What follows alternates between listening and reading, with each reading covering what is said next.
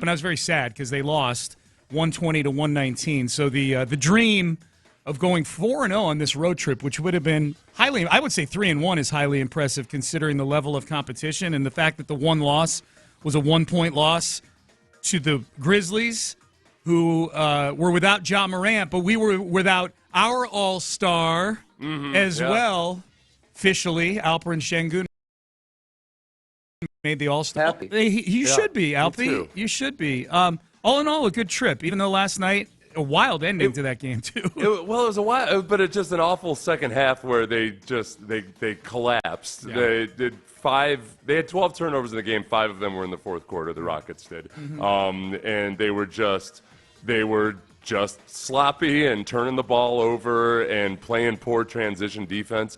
And it came down to the final seconds in a way that this could have been avoided. Yeah. This could have been avoided. Yeah.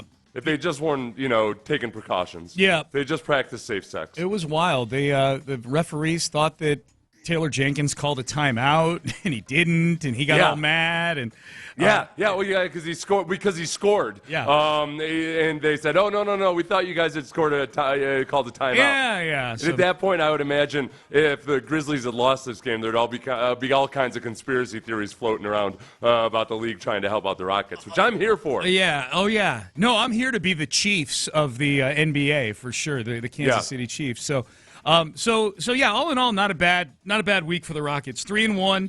Now the Grizzlies, the team they lost to last night, are nipping at their heels. They're a half game back, but this will be fun, man. This will be a fun few months to see if the Rockets can keep the juice going and get at least my hope, Seth, just at least get home field. You have set yourself a home court in the first round of the playoff. I will be happy with a 1 through 4 seed for this team, considering the teams that they're in the jumble with right now. OKC.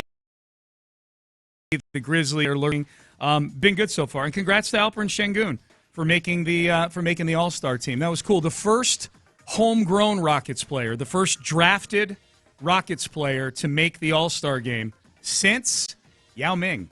It's been a minute since they drafted an All-Star. And I think and Jalen Green was on a lot of the lists that I saw for snubs for the All-Star game. So that's that you get on the list of snubs and you're a young player means you're ascending. And I would imagine I haven't seen Amen Thompson's name on a lot of lists of snubs, but I think that's because he's been kind of a tour de force over the last 3 or 4 weeks, not the entire season. He's only started going on about 20 games or so far. Yeah. That's a huge part of it too. Is just simply where are you on your own team's depth chart? Yeah.